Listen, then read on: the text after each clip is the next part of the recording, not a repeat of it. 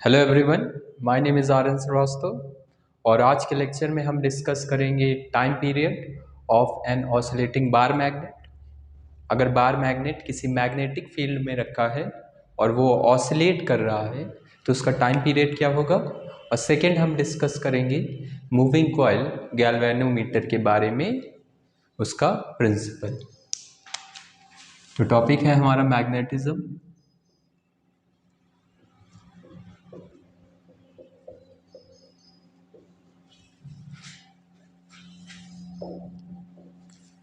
पहले हम देखते हैं टाइम पीरियड।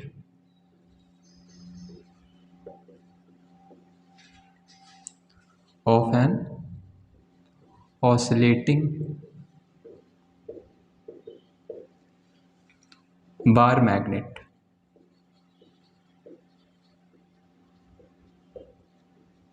इन यूनिफॉर्म मैग्नेटिक फील्ड।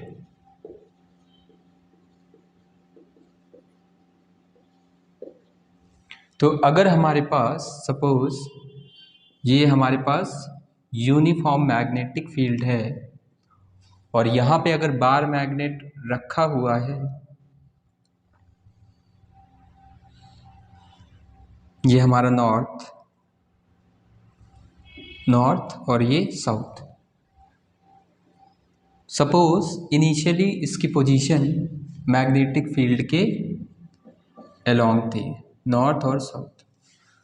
तो नॉर्थ अगर इधर है तो हमारा फील्ड डायरेक्शन मैग्नेट की वजह से उसी साइड रहेगी। तो यहाँ पे कैसा इक्विलिब्रियम है? Stable equilibrium. दूसरे तरीके से भी देख सकते हैं, ये हमारा नॉर्थ, ये हमारा साउथ। इसको हम क्या लेते हैं? प्लस एम और minus m magnetic charges. Minus m से प्लस एम होता है हमारा मैग्नेटिक मूवमेंट का डायरेक्शन। हमने पढ़ा था potential energy m B cos theta. अगर थीटा हमारा ज़ीरो है तो स्टेबल इक्विलिब्रियम। एम ये कैपिटल है मैग्नेटिक मूवमेंट, और बी के बीच का एंगल ये हमारा होता था minus m B cos theta. M और बी के बीच का एंगल कितना हो जाए? ज़ीरो। तो हमारा मैग्नेट कैसा रहेगा? Stable equilibrium. तो ऐसा भी ध्यान रख सकते हैं कि बी और ये एक्सटर्नल बी है, उसी की डायरेक्शन में है, तो उस पर कोई भी फोर्स नहीं लगेगा, तो हमारा मैग्नेट ऐसे ही रहेगा। अगर सपोज हमने टिल्ट किया by an small angle theta, tilt कर दिया थीटा एंगल से, अब क्या होगा? इस पे हमने क्या किया? एक्सटर्नल टॉर्क लगाया, इसको हमने टिल्ट किया। इसको लिख सकते हैं थीटा ज़ीरो हमारा स्टेबल इक्विलिब्रियम में होता है। तो ये प्रीवियस लेक्चर में डिस्कस हो चुका है।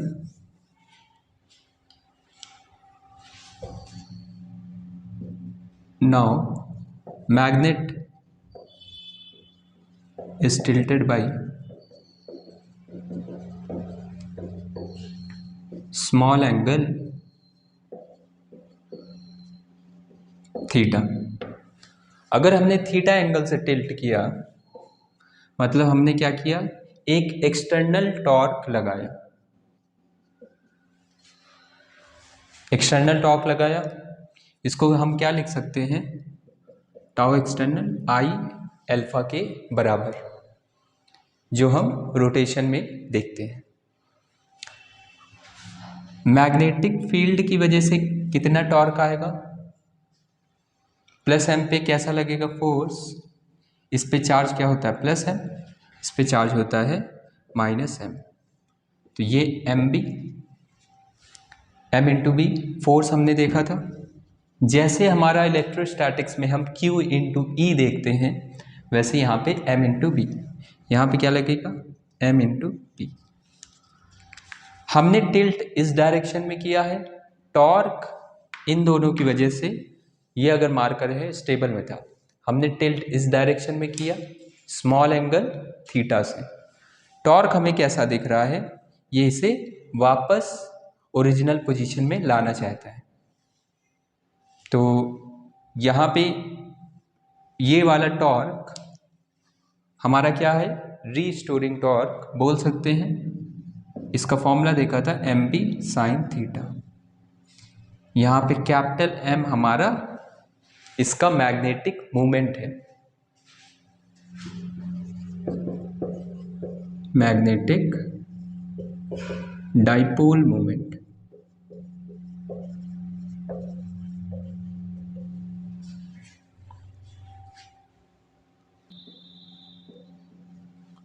दोनों क्या होंगे, इक्वल होंगे, क्योंकि इसी की वजह से हमारा ऑसिलेशन प्रोड्यूस हो रहा होगा। तो 1 = 2। देखते हैं, इसको नोट कर सकते हैं।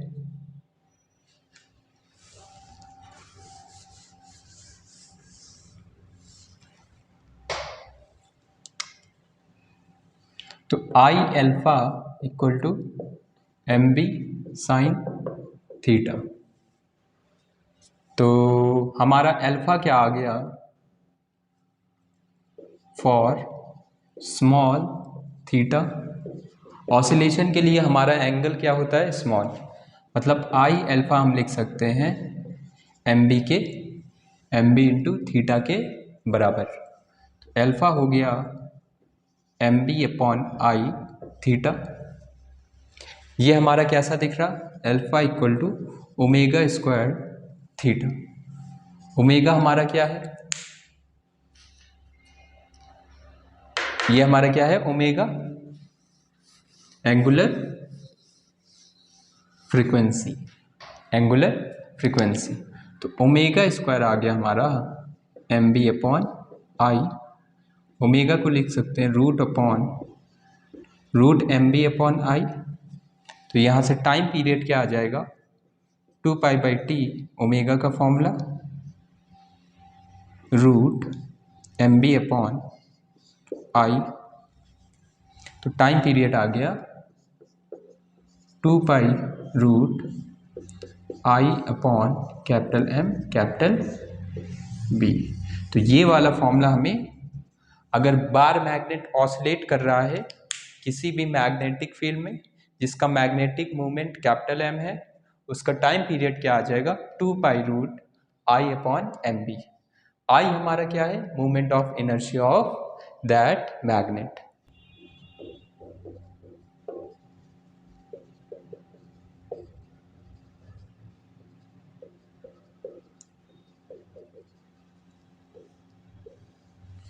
अब गैल्वेनोमीटर का काम क्या होता है, गैल्वेनोमीटर हमारा करंट को डिटेक्ट करता है।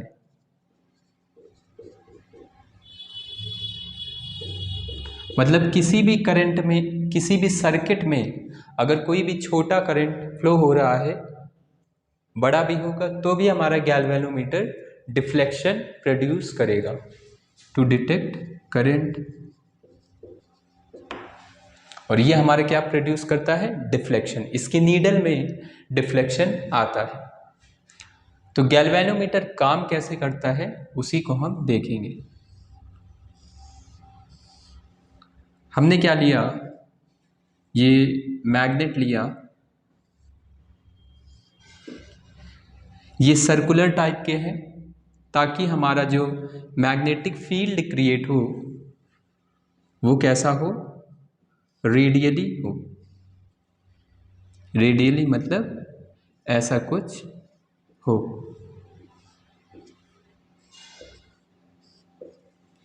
इन दोनों मैग्नेट्स के बीच हम क्या करते हैं, एक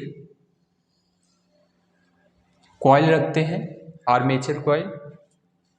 ये भी कैसा है, सर्कुलर। इसी पे हमारे वायर्स बंधे हुए हैं, सर्कुलर आर्मेचर कॉइल।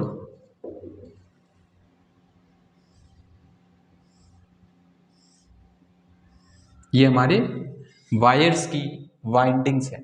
एक सर्कुलर सिलेंडर टाइप का लिया और हमने इस पे वायर बांध दिया है। अब हमने क्या किया, सपोज इनमें करंट फ्लो हो रहा है, ऐसा कुछ वायर है, इस पे हमने करंट को फ्लो करा दिया। अब करंट की वजह से क्या आएगा, हमने देखा था magnetic movement I into A. Current के फ्लो की वजह से यहां पे मैग्नेटिक मूवमेंट आएगा, यहां पे मैग्नेटिक फील्ड है, तो इस मैग्नेटिक मूवमेंट की वजह से अगर हमारा मैग्नेटिक फील्ड में रखा है तो क्या प्रोड्यूस होगा, टॉर्क, क्योंकि टॉर्क हमारा क्या था, mb साइन थीटा, मतलब ये रोटेट हो जाएगा। और क्या कर सकते हैं हम, तो हमें करंट को फ्लो करवाना है, तो suppose let I current flows in wire, I current flow हो रहा, उसकी वजह से मैग्नेटिक मूवमेंट कितना आ जाएगा, I इंटू ए। एक लूप का आएगा I इंटू ए। अगर हमारे n लूप्स हैं, क्योंकि वायर्स मल्टीपल वायर्स वाउंडेड होंगे, है ना, हम वाइंडिंग्स जो होंगी वो मल्टीपल्स होगी, तो अगर n हमारा नंबर ऑफ टर्न्स है तो कितना हो जाएगा, एक की वजह से I इंटू ए, n की वजह से n I ए, तो n हमारा क्या है, नंबर ऑफ टर्न्स। तो यहाँ पे टॉर्क कितना होगा, इन दोनों की वजह से magnetic field tau equal to m B sine theta. m हमारा पता है हमें, n I A B sine theta, ये आ गया हमारा टॉर्क। सपोज ये हो गई हमारे पास फर्स्ट इक्वेशन। अब यहाँ पे साइन थीटा क्या है, थीटा हमारा है एंगल बिटवीन m और b। अब इसी रेडियल फील्ड जो हमने ली है उसका यूज देखेंगे। थीटा हमारा कितना है, जैसे ही कॉइल डिफ्लेक्शन प्रोड्यूस करेगी, जैसे ही कॉइल में करंट प्रोड्यूस होगा तो उसकी वजह से मैग्नेटिक मूवमेंट आया। मैग्नेटिक मूवमेंट कैसा होगा, परपेंडिकुलर डायरेक्शन में। तो मान लेते हैं करंट हमारा इस डायरेक्शन में है, तो हम फिंगर्स को कर्ल करेंगे, एरिया वेक्टर आएगा ऊपर की तरफ, ये आ गया हमारा m बार का डायरेक्शन। अब यहाँ पे b कैसा है, इसी के अलोंग, इसी वायर के अलोंग, वायर थोड़ा सा टिल्ट हुआ सपोज इधर कुछ, तब भी ये वाला मैग्नेटिक फील्ड इसके अलोंग। हर एक पोजीशन पे हमारा मैग्नेटिक फील्ड कैसा है, परपेंडिकुलर है किसके, मैग्नेटिक मूवमेंट के। तो थीटा हमारा कितना आ गया, 90 डिग्री, देयरफॉर टाउ आ गया एन आई ए बी, क्योंकि साइन 90 कितना होगा 1। यह आ गया हमारे पास टॉर्क। ये तो टॉर्क आया इस वायर में जब हमने करंट प्रोड्यूस किया। इस वायर को क्या किया हमने, कनेक्ट कर रखा है, इस वायर को क्या किया हमने, कनेक्ट कर दिया एक स्प्रिंग से। तो ये जो हमारा कॉइल था, ये जो कॉइल था, तो जो भी डिफ्लेक्शन प्रोड्यूस हुआ, अगर वायर रोटेट हो रहा तो यहाँ पे जो स्प्रिंग है वो भी हमारा ऐसा कुछ स्पाइरल स्प्रिंग है, तो वो भी कंप्रेस होगी, तो उसकी वजह से इस टॉर्क को अपोज करना चाहेगी due to spring tau restoring.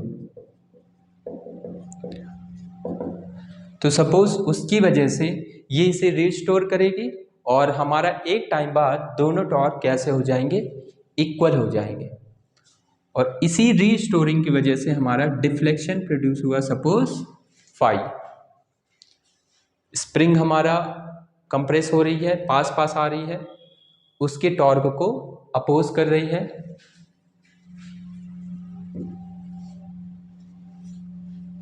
तो इसको लिख देते हैं टाउ अपोजिंग कितना है, के फाई। दोनों टॉर्क कैसे होने चाहिए, इक्वल। जैसे ही दोनों टॉर्क इक्वल हुए तो यहाँ पे डिफ्लेक्शन आ गया हमारे पास NIAB अपॉन के। के क्या है हमारा, स्प्रिंग कांस्टेंट, स्प्रिंग कांस्टेंट। तो NIAB अपॉन के आ गया हमारा डिफ्लेक्शन, गैल्वेनोमीटर में डिफ्लेक्शन।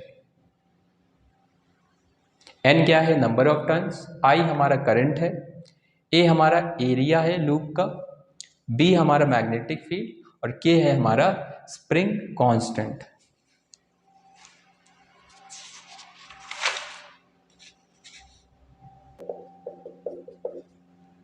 अब करंट सेंसिटिविटी क्या है, हमारा deflection produced per unit current. अगर 1 एम्पियर करंट फ्लो कर रहा है तब हमारा गैल्वेनोमीटर कितना डिफ्लेक्शन दिखाएगा, या फिर 1 यूनिट्स करंट फ्लो कर रहा है तब हमारा गैल्वेनोमीटर कितना डिफ्लेक्शन दिखाएगा, वो हमारा क्या आएगा। तो इसको लिख लेते हैं deflection produced per unit current.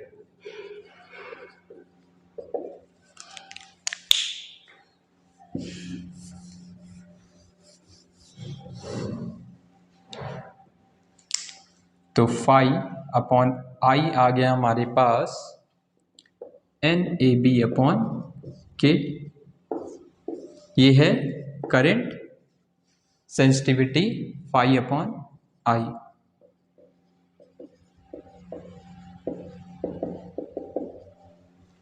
उसी तरह हमारा वोल्टेज सेंसिटिविटी होता है, उसको देखेंगे।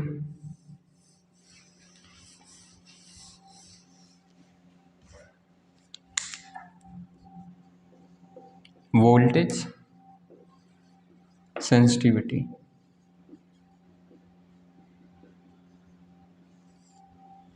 वोल्टेज को हम क्या लिख सकते हैं, V equal to I into R. Voltage sensitivity हमारा क्या होगा, डिफ्लेक्शन पर यूनिट वोल्टेज। जैसे हमने करंट सेंसिटिविटी डिफाइन किया है वैसे ही वोल्टेज सेंसिटिविटी। आर हमारा क्या है, रेजिस्टेंस ऑफ दैट कॉइल। तो हमें फाई अपॉन वी फाइंड करना है। हम क्या करते हैं, phi upon V, phi upon, इसको क्या लिख सकते हैं, फाई अपॉन वी को phi upon I into R. V की वैल्यू पुट कर दी, I into R. Phi upon I हमें पता है NAB अपॉन के, और हमारे पास क्या आ जाएगा, आर। तो NAB अपॉन के इंटू 1/r भी लिख सकते हैं, NAB अपॉन के into 1/r। 1/r times current sensitivity, 1/r times current sensitivity. तो ऐसे सिंपली भी हम निकाल सकते हैं। अब यहाँ पे इंपॉर्टेंट बात क्या है,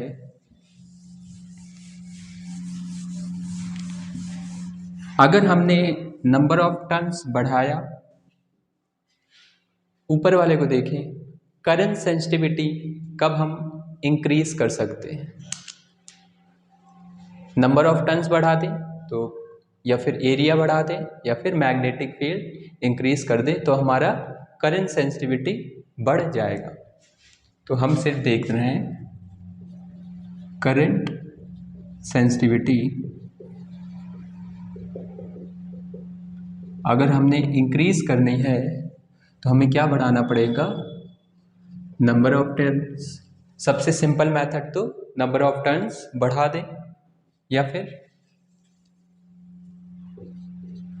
नंबर ऑफ टन्स इंक्रीज करने पड़ेंगे, एरिया इंक्रीज कर दो, या फिर दूसरा हमारा वोल्टेज सेंसिटिविटी।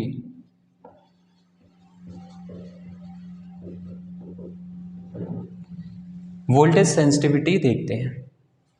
अगर हमने नंबर ऑफ टन्स इंक्रीज किया, इफ एन इंक्रीजेस, अगर नंबर ऑफ टन्स इंक्रीज किया तो क्या होगा, ये वाली वैल्यू तो इंक्रीज करेगी, लेकिन रेजिस्टेंस क्या होगा। अगर हमने एन को इंक्रीज किया तो हम क्या कर रहे हैं, वायर जो पहले बाउंडेड था, अगर एन इंक्रीज कर रहे हैं, इसका मतलब हम लेंथ को इंक्रीज कर रहे हैं, लेंथ इंक्रीज कर रहे हैं। अगर लेंथ इंक्रीज करेंगे तो रेजिस्टेंस भी क्या हो जाएगा, increase. So resistance also increases by n times. Resistance कितना हो गया, एन आर। अगर एन बढ़ाया तो रेजिस्टेंस भी इंक्रीज हो गया। सपोज हो गया एन आर, जितना हमने इंक्रीज किया है, आर भी इंक्रीज हुआ। इफ एन को अगर हमने इंक्रीज किया है 2n से, तो रेजिस्टेंस भी कितना इंक्रीज हो गया, 2r से। तो जो हमें रेशियो दिख रहा है n/r, देयरफॉर n/r अगर देखेंगे नया वाला तो कितना आएगा, 2n/2r। कितना आ रहा, n/r। मतलब n/r की वैल्यू पे कोई भी फर्क नहीं पड़ा है। अगर हमने n बढ़ाया तो r भी उसी रेशियो में इंक्रीज हुआ है, तो दोनों कैंसिल हो जाएंगे, इस वैल्यू पे कोई भी फर्क नहीं पड़ा है। Thus 5/b does not change with n। n के साथ चेंज नहीं होगा हमारा वोल्टेज सेंसिटिविटी। अब गैल्वेनोमीटर का काम हमने देखा है कि करंट का डायरेक्शन बताता है, डिफ्लेक्शन प्रोड्यूस करेगा। अगर करंट हमारा बहुत छोटा है तभी वो करंट को मेज़र कर पाएगा। अगर करंट हमारा 1 एम्पियर है तो करंट को मेज़र नहीं कर पाएगा। तो गैल्वेनोमीटर से अगर हमें करंट मेज़र करना है तो हम गैल्वेनोमीटर को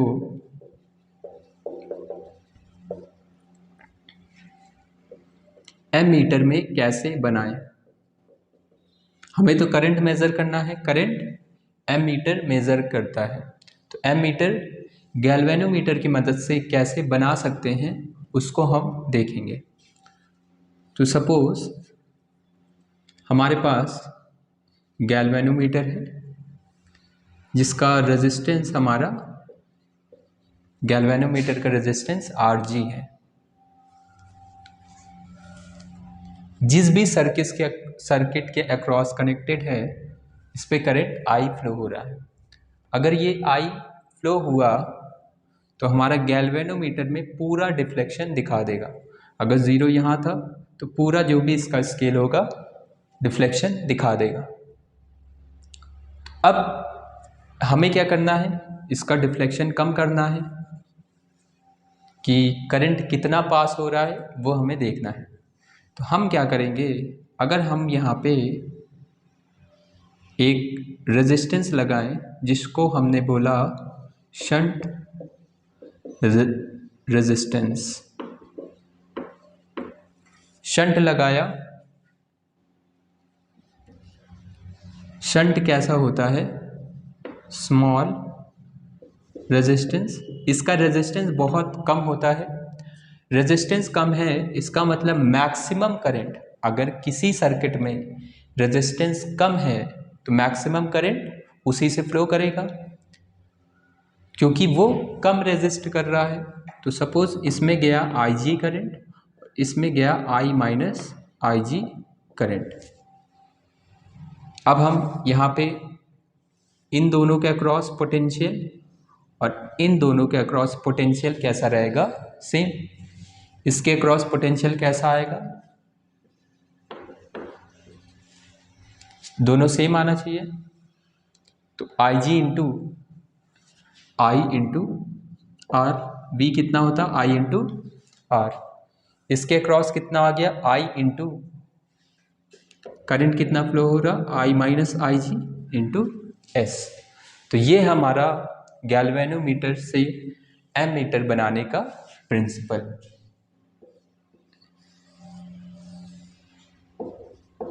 यहाँ से हम आईजी करंट मेजर कर सकते हैं आसानी से। उसी तरह गैल्वेनोमीटर को हम वोल्ट मीटर में कैसे बनाएंगे?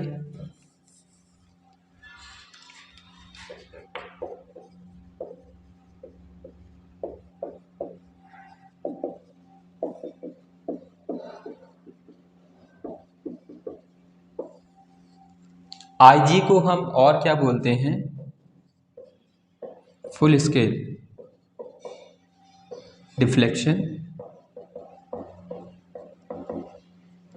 करंट। क्वेश्चन में जनरली हमें full scale deflection current given होता है कि गैल्वेनोमीटर हमारा फुल स्केल डिफ्लेक्शन इस करंट पे दिखा रहा है। तो हमें जो भी क्वेश्चन में दिया होता है सिंपली ऐसा कुछ सर्किट से हमारा ये फॉर्मूला आता है और हम आसानी से निकाल सकते हैं। गैल्वेनोमीटर से अगर हमें वोल्ट मीटर बनाना है, वोल्ट मीटर का काम क्या है? वोल्टेज को मेज़र करना। तो ये हमारा गैल्वेनोमीटर, ये हमारा रेजिस्टेंस है। अब इसके पैरेलल में हम लगा नहीं सकते। अगर वोल्ट मीटर बनाना है तो हमें क्या करना पड़ेगा? एक रेजिस्टेंस कनेक्ट किया जो लार्ज रेजिस्टेंस है।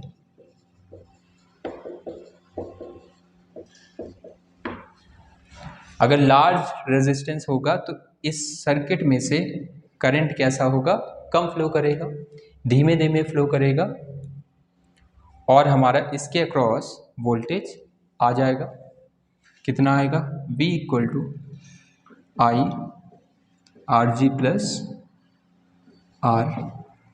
ये दोनों सीरीज में है, आर जी प्लस आर।